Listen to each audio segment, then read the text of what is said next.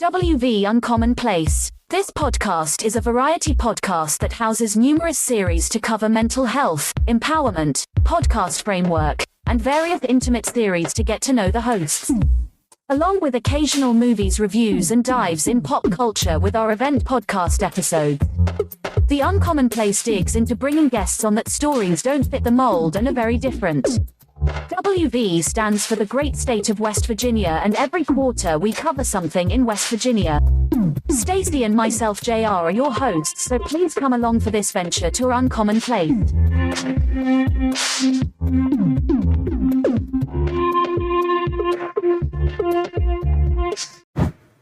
So the process kind of started out for me like this.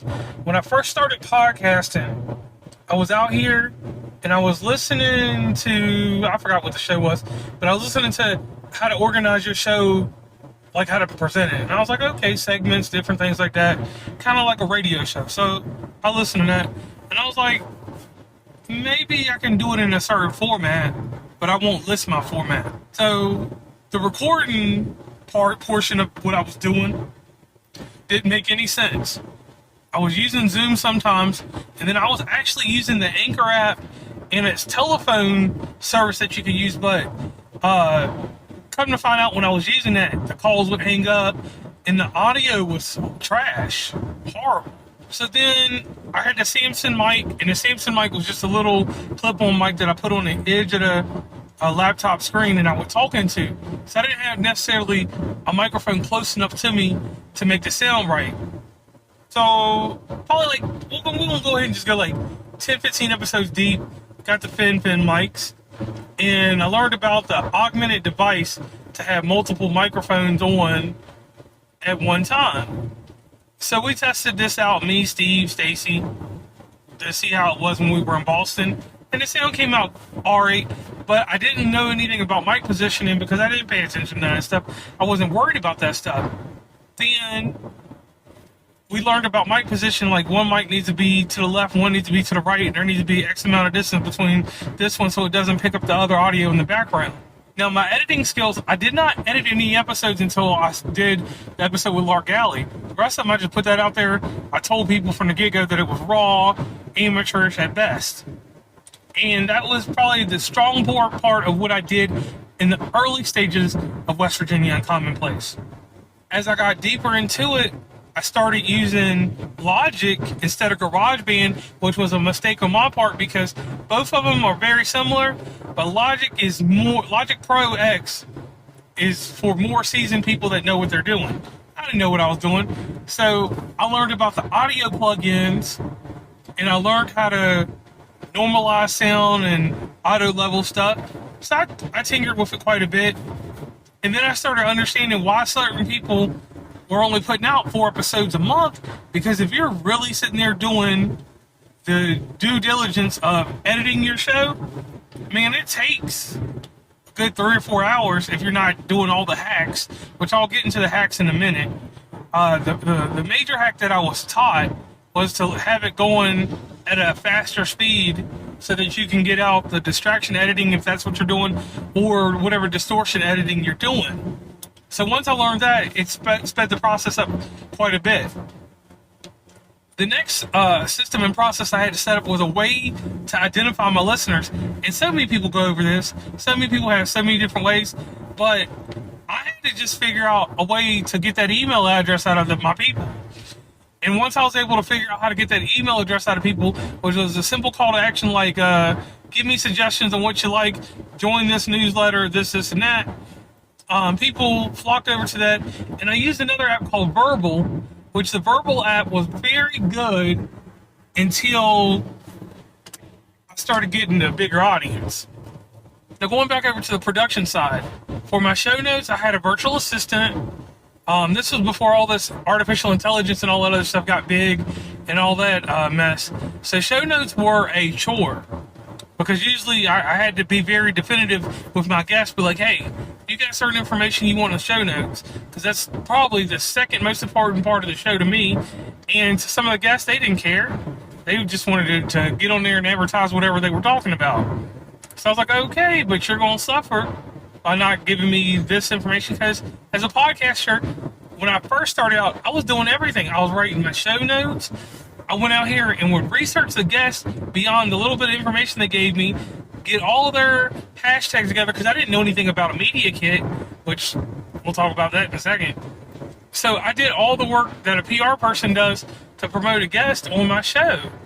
So I was putting in, we'll say per episode, we'll go from 20 to episode 40. I would put in an extra 2 hours in researching these people after I've done an interview to make some compelling show notes. And sometimes I was lazy. I just put in something real quick and let it go. Description of what the show was about, and bam. Didn't realize that was hurting me SEO-wise. So, the media kit. I found out from a PR company that came to me to do some episodes that every guest should have a media kit or a one sheet to share their information, and they should have all their links there. So I started making that a requirement, and this is before Podmatch or any of this other stuff was out there. Podit was out there, and I think Matchmaker.fm, something else, and then Guestio was out there, but none of them did what Podmatch did. Podmatch, I will say this, was very influential in what I did as a podcaster because it took away some of the guesswork. Now, mind you, it did give you sample questions, which if you're a podcaster, you know you can feed off sample questions, or you can just go off the dome or however you script your show in your head or on a piece of paper. But Podmatch made it very easy for me to find the exact ideal guest I needed or wanted on the show, not necessarily needed. So that right there took the guesswork out of guests. I still followed all the other places like podcastguest.com to find guests because they will give me, at least with their service, they gave me a whole list of people that acknowledged that they had went through and at least read my bio and wanted to be part of the show. So from there, I got a rich network of guests from that. The lesson, though, that came in guesting, because I'm talking about all the different formats of podcasting and a few of the mistakes I made, I started getting guests, but I didn't have the element of curation in my mind. I was so hungry to get guests like, oh, this one has a good story, this one has a good story.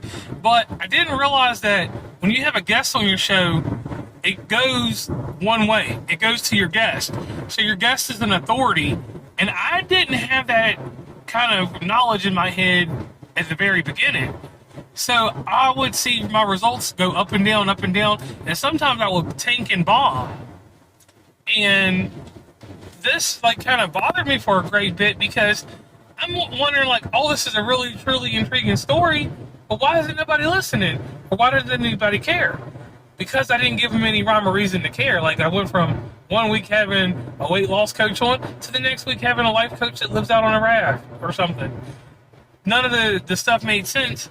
And then when I started trying to develop stuff for myself, like the Love series, just trying to get more into myself, I realized that I had made my podcast a scatterbrain. So then I just decided to go back to the drawing board. This was my first rebranding thing, and I found that you can put everything inside a series.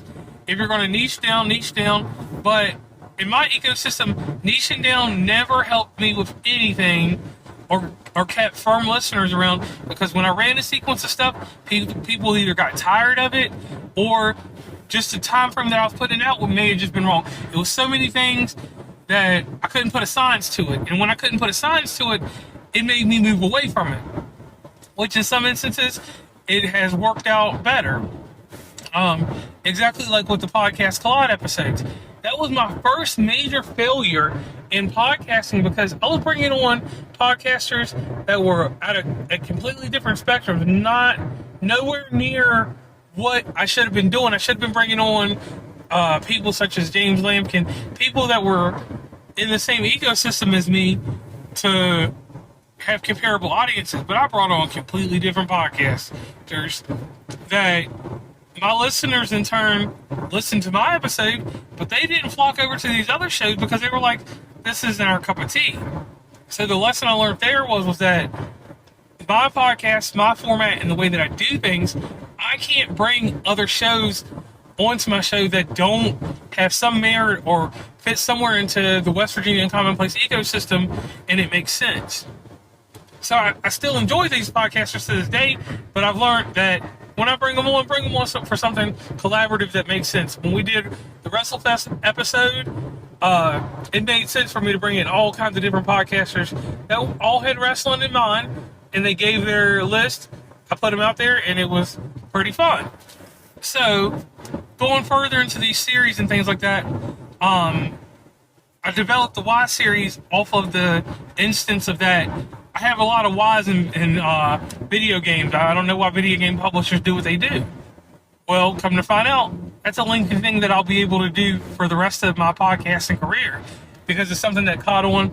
And I learned that with me, people like to hear me, but my audio retention, because I do look at every facet, which we'll get into analytics in a second. I looked in there, and I've seen that audio retention for me personally, I got about 12 minutes to get all the stuff out I need to deliver to you. And after 12 minutes, I might lose you. Now, with a guest or a co-host, that's a whole different story. So since I only have 12 minutes of relevancy, I learned to cut that in half. Make a 5, 6 minute, 7 minute episode. Talk about what you need, get it out the way, and people are going to consume more, and it's going to work better for me. So in turn, that's another system and process that I had to develop there. The system I developed was that some of my shows need to be short when they're with me. The processes are, or when I do those, I outline them. I sit back and I actually go through, and I don't necessarily script the shows anymore, but I outline like, hey, if we're going to do the Y series, what's a company that makes me want to say, why are you like this? The company, for example, was Konami with Metal Gear Solid. Metal Gear Solid had a good performance to it, and then it just disappeared, or it just became irrelevant. Same thing with Splinter Cell. Ubisoft had all this other great stuff going on, Assassin's Creed, blah, blah, blah, but Splinter Cell is the reason that all these games are even popular, the Ghost Recons and all that stuff, so, I got questions about that. Or things that are gripping, like Song of the South. Song of the South, for instance, this is just giving you a little detail into how I think. I knew that Black History Month was coming up, and I knew the racial overtones of Song of the South, so I reached out and contacted Disney, learned what I could do and what I couldn't do with the material. And I don't call it censorship, but I call it Disney being whoever Disney is. Hopefully I don't disappear. So we were able to do 2 episodes on that, but that was something that was kind of near and dear to me, because it was like, that was an unrepresented part of media. So I realized that in certain instances, I like to touch on things that are not talked about. So I'll piece those episodes in on the weekend. When it's something that I truly can't line up, I'll put it in on the weekend. And I made Thursday my main lineup for my show. So if someone is going to be on the show that I want to interview or has requested to be interviewed, Thursday is the main day for that. Saturday is the fun stuff. Tuesday, I don't do anything now because we have a show on there. Mondays, I don't because we have a show. But Wednesday, if it's something that's pressing, I'll put something out on Wednesday. So to navigate all that part, I made sure that the listeners had an understanding from this episode to that episode, what episodes connected together, and made a serial series. So all the Y episodes are on Saturdays, so you know that the Y episodes will keep going until I start the next part of, my podcasting, like podcasting for podcasters. So in doing all this, I basically learned from the mistakes that I made and the horrible fuck-ups, and I will say fuck-ups, that came along with working with people and collaborating in ways that weren't productive to me. Then the next thing, the world's biggest mistake I came to find is that no one wants help. No one wants you to tell them or even explain to them what you're doing and how you're doing it. They want to stumble across it and say, oh, I like what he's doing or what she's doing or what they're doing, and now I want to be a part of it. You can't just go out here and just offer your services to every single person. Me, personally, I learned that I don't need to offer them to anyone. If someone really, really wants to get involved, they come find me. And I make the time for them because they came and found me. Outside of that, I'm not the consultant coach person. There's a ton of them in podcasting. Because the weird thing that I noticed is that if anyone makes money in podcasting, the next thing they do is they make a course. And I have told people to make courses for certain things that are really niche. There was a lady I was speaking with. She has a certain demographic that she reaches that, once again, it's another one of these groups that is not touched by very many people. So she has an interesting market. So yeah, definitely you can provide your success and your failures and help someone else grow and build a brand around that niche down topic that you're covering. I'm all for that every single day. Now, going into the systems and processes for my advertising and marketing. With the rise of artificial intelligence, for a time I was using CapShow and I used PodFlow. I tried 6 different little artificial intelligence, even used Descript for my transcript, and then I came across Podcastle.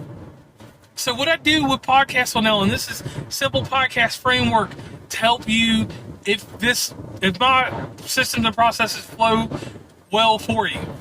Here's what I do. I record my episode however we record it. I send it over to Podcastle, put it in their little system. I auto-level my episodes. I don't use any of their other tools because one of their tools makes it sound like I can barely breathe, like I'm talking like this. And I've been told that quite a bit. And it was the background noise that did that. It made it sound like I was breathing funny. So I stopped using it. But after I do the auto leveling and it gets the episode sounding right, which you can normalize that stuff in GarageBand or with Logic or Audacity, but I just use that because I like the automated thing. And automatically I can make a transcript. So I'll let it make me a transcript. The transcript, depending on the length of it, with the short episodes, I'm fine. If they're a little lengthy, I can't carry it over to ChatGPT without setting up prompts to save the transcript over there, because I can't take a full transcript or lengthy one in one sitting.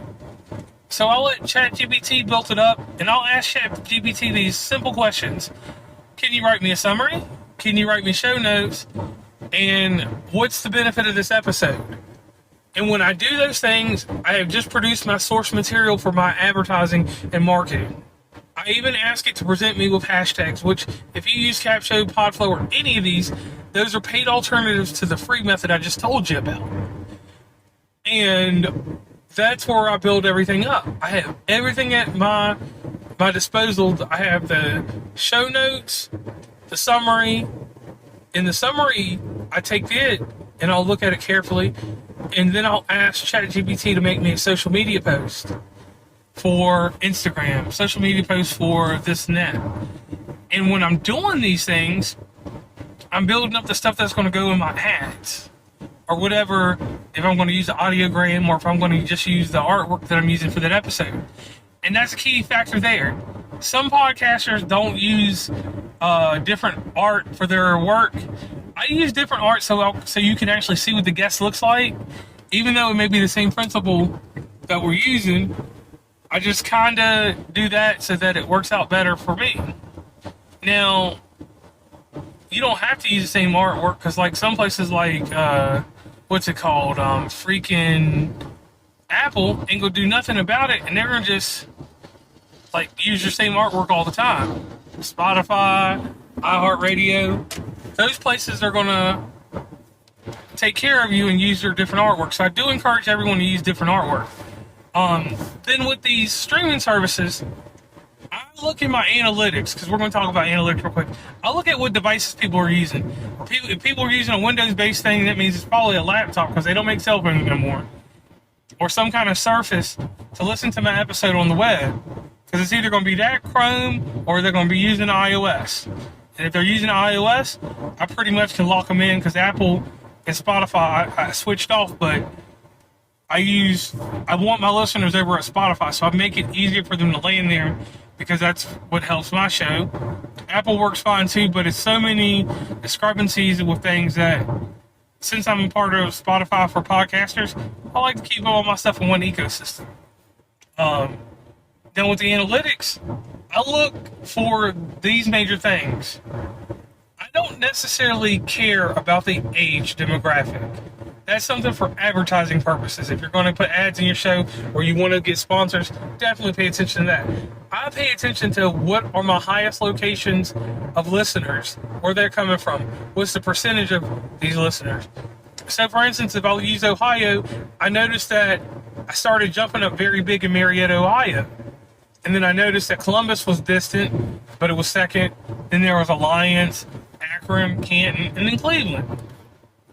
And then Cincinnati fluctuated, but it was a lower percentage. So Cincinnati was not an area that I had a lot of influence in. So I waited until I was back in the Cincinnati area, and I used my marketing tactics with Snapchat, which you know about. And now that's how I fix certain processes. And if I know that I'm going to be in Ohio, and I know those top areas, let's say Cincinnati area, University of Cincinnati, Xavier, and those type places, I'll put a hashtag in for those places to pull listeners in from whatever social media platform I'm using at the moment. But I know that that's guaranteed to bring them in.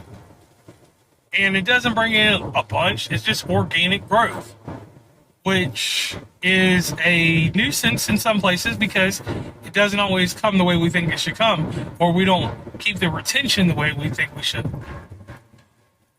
So my recording process now is very simple, and I'll go back to analytics, but here it is.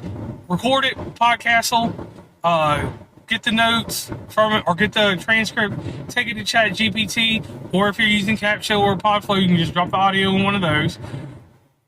Get the information from Chat GPT that's relevant. I save that to my notebook on my phone because I know I'm going to be doing more on my phone than I am going to be with a computer or this, and that.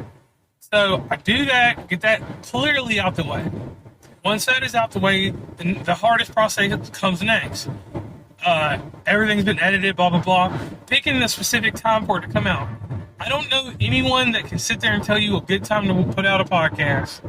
Because if I could tell you that, then I'd be a millionaire. So putting out your show depends on the type of community you build. And that's the hardest concept for people to realize, is that the community you build inside your listenership should not make you worry about external influences. And that's my problem in podcasting, because sometimes I'll let these external influences mess with me, like other podcasters and all that other stuff. But I got a little thicker skull now, and a broader perspective on that. I can't ever worry about what another podcaster says unless they're consulting me and I'm paying them for their opinion. Anything else outside of that, unless it's a friend of mine inside podcasting, kind of got to leave their opinion alone, because they might be telling me something good, but they could be telling me something bad at the same time. Another story, another day, another podcast episode. Now, tying into all the processes and system stuff that I just talked about, once you get your system set up and you build your processes, or however you do it, you build your processes and then it becomes a system, whichever one makes sense to you.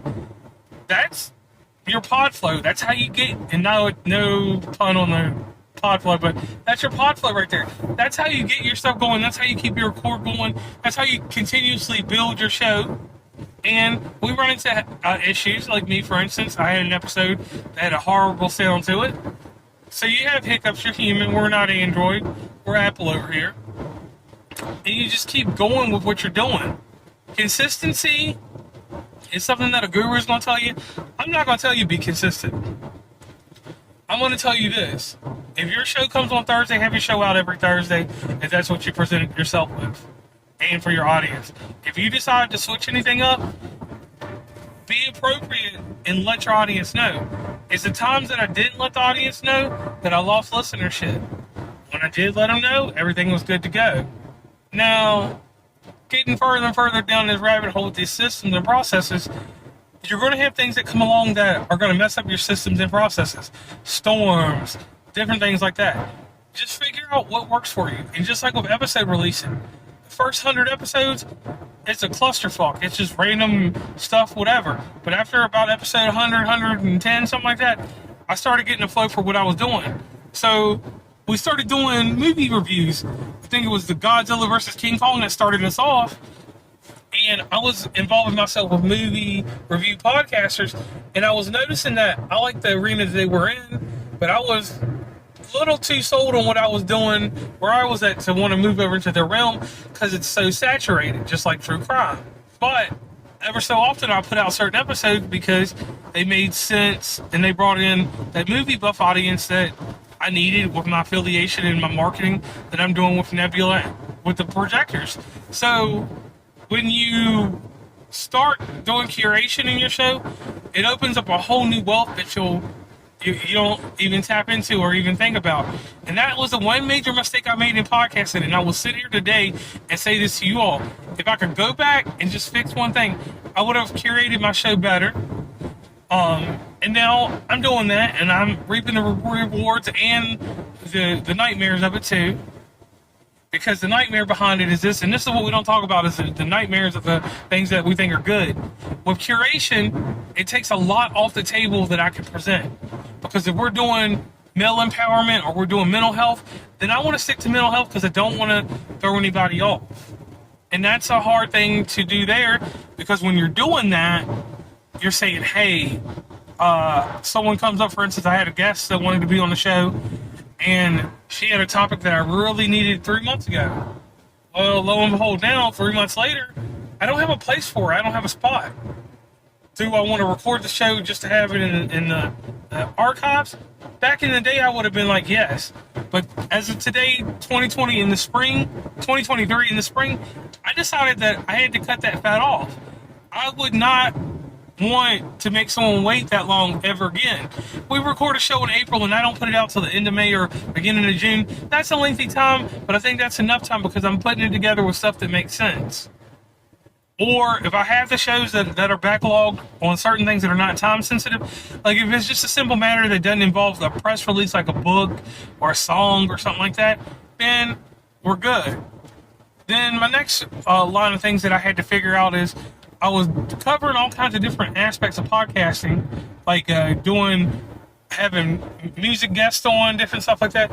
And I found out for some reason with my show, music guests do not thrive on it. It's something that I just don't have the audience for. So I strictly stay away from musical guests after what happened to me last summer. And I learned from that. So when you're developing your show or you're still going through it, rebranding is not a hard thing to do. Just like at this moment right now as we're speaking, I'm speaking. We rebranded the show because Stacy started Sparrow's Under Review, and our movie reviews have gone off and taken off into a whole nother podcast. So my movie reviews will be short and few and in between. Not saying I'm going to cut them all the way out, but it's no longer a heavy interest inside the show because we review all kinds of stuff over on Sparrow's Under Review, which you definitely should go check out. And, so I learned certain things, like that idea of doing those reviews, I got heavy downloads on those. So I realized that, man, this could be something that her and I could do outside of what we're doing. The next part of rebranding is that I went in and started doing way more episodes with me. And I did say episodes for the people out there that think that I say it funny. I did a couple for over the summer that were just me, and I'm still focused on guests, but I stopped recording with guests because I don't have placement for their show, and everybody wants their stuff to come out very quick in certain instances. So I took off April, I'm taking off May, I'm taking off June, and I'm going to return in July and block off enough people to do shows with that make sense. And then once I get that all taken care of, I'm good to go. I have enough content that I spread out across until January of next year, and I'll still create content that's solo, but in those instances of what I'm creating, I'm going to make sure that it's centered to the message and the curation that I'm trying to build for the show, in the future, so that when I take these breaks or I rest in between recording, you never know that I was gone unless I don't show up on social media, which I've scaled that back quite a bit. Not posting like a crackhead as I used to, just posting subtle stuff, just, simple reminders, every Tuesday, Applebee's Tuesday, let's get them listens in for that.